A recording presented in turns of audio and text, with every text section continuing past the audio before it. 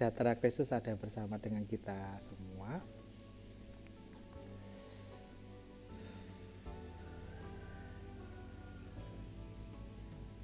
God's presence is not God's presence. God's presence is not God's presence. Saya ingin mengatakan begini,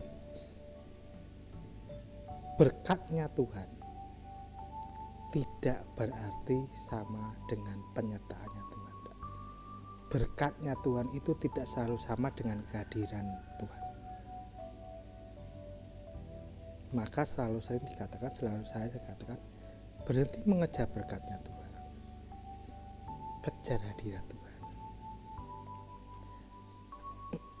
Di Keluaran pasal 33, Keluaran 33 ayat 1 sampai dengan 17. Keluaran 33 ayat 1 sampai dengan 17. Berfirmanlah Tuhan kepada Musa, pergilah berjalan dari sini, engkau dan bangsa itu yang telah kau pimpin keluar dari tanah Mesir, dan negeri yang telah kau janjikan dengan sumpah kepada Abraham, Ishak, dan Yakub. Demikian, kepadaku keturunanmu lah akan kuberikan negeri itu. Aku akan mengutus seorang malaikat berjalan di depanmu, dan akan menghalau orang Kanaan, orang Amori, orang Het, orang Feris, orang Hewi, dan orang Yebus, yakni ke suatu negara yang berlimpah-limpah susu dan madu. Sebab aku tidak akan berjalan tengah-tengahmu, karena engkau ini bangsa yang tegak tekuk, supaya aku jangan membinasakan engkau di jalan. Ketika bangsa itu mendengar ancaman mengerikan ini, berkabunglah mereka, dan seorang pun tidak ada yang memakai perhiasannya. Berfirman Tuhan kepada Musa, katakan kepada orang Israel, kamu ini bangsa yang tegak tekuk. Jika aku berjalan tengah-tengah sesaat pun, tentulah aku akan membinasakan kamu. Oleh sebab tanggalkanlah perhiasanmu, maka aku akan melihat apa yang akan kulakukan kepadamu. Demikianlah orang Israel tidak memakai perhiasan lagi sejak dari gunung Horeb. Sesudah itu Musa mengambil kemah dan membentangkannya di luar perkemahan, jauh dari perkemahan, dan menamainya kemah pertemuan. Setiap orang yang mencari Tuhan keluarlah ia pergi ke kemah pertemuan yang di luar perkemahan. Apabila Musa keluar pergi ke kemah itu, bangunlah seluruh bangsa itu dan berdiri mereka masing-masing di pintu kemahnya, dan mereka mengikuti Musa dengan matanya sampai ia masuk ke dalam kemah. Apabila Musa masuk ke dalam kemah itu, turunlah tiang awan dan berdiri di pintu kemah, dan berbicara Tuhan dengan Musa di sana. Seluruh bangsa itu melihat bahwa tiang awan berhenti di depan kemah, maka mereka bangun dan sujud menyembah masing-masing di pintu kemahnya. Dan Tuhan berbicara kepada Musa dengan berhadapan muka seperti berbicara kepada temannya. Kemudian kembali ia ke perkemahan. Tetapi abdinya Yosua bin Nun, seorang yang masih muda, tidaklah meninggalkan kemah itu. Lalu berkatalah Musa kepada Tuhan, memang engkau berfirman kepadaku, suruhlah bangsa ini berangkat, tetapi engkau tidak memberitahukan kepadaku siapa akan kau utus bersama-sama dengan aku. Namun demikian engkau berfirman, aku mengenal namamu, juga engkau mendapat karunia di hadapanku.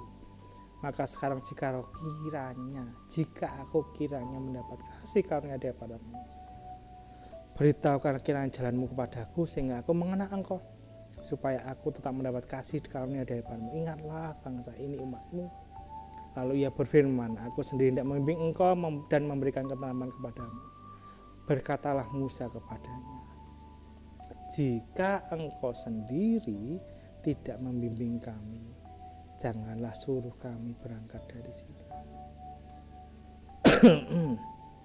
Dari manakah orang akan ketahui bahwa aku telah mendapat kasih karunia di hadapanmu, yakni aku dengan umatmu ini? Bukankah karena engkau berjalan bersama-sama dengan kami, sehingga aku dengan umatmu ini dibedakan dari segala bangsa yang ada di muka bumi ini?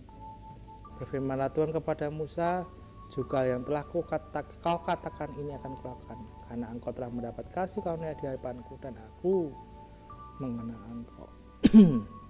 Latar belakangnya kalau di Kejadian 32 kita tahu murkanya Allah itu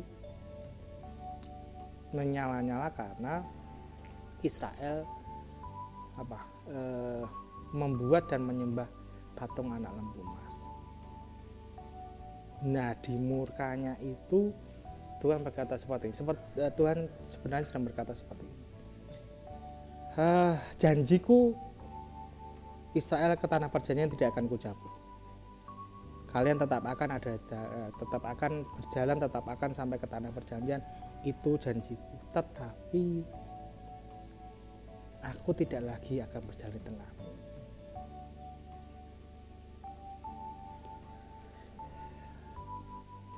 Jadi Tuhan berkata seperti ini loh. Ada tanah yang berlimpah susu madunya, ada kemakmuran dan kekayaan.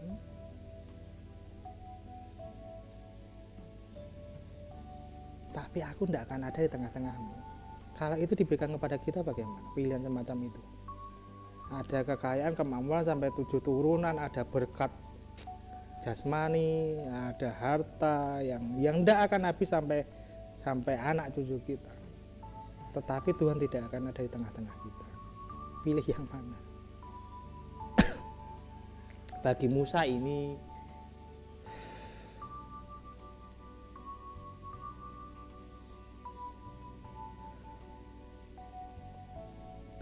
hal ini adalah sebuah ancaman, sebuah murka yang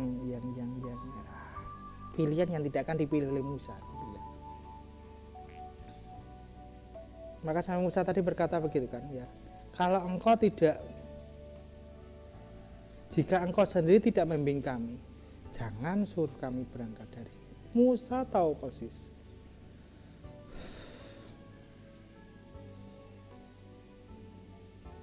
Penyertaan kehadiran Tuhan itu jauh lebih penting daripada kasih karunia-Nya, jauh lebih penting daripada berkat-Nya. Nah, perhatikan di ayat 16. Dari manakah gerangan ketahui bahwa aku telah mendapat kasih karunia di hadapanmu, yakni aku dengan umatmu ini? Bukankah karena engkau berjalan bersama-sama dengan kami, sehingga aku dengan umatmu ini dibedakan dari segala bangsa yang ada di muka bumi ini? Yang membedakan orang Kristen, orang percaya satu dengan yang lainnya, bukan besarnya berkat yang diterima, tetapi apakah Allah sungguh hadir dalam hidup kita.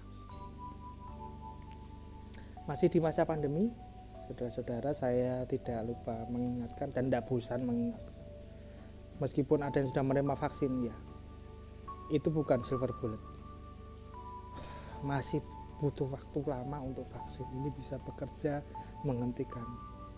Maka yang bisa kita kerjakan adalah pakai masker, jaga jarak, sering-sering cuci tangan, hindari kerumunan.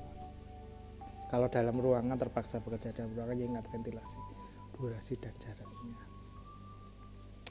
Tuhan Yesus memberkati kita semua.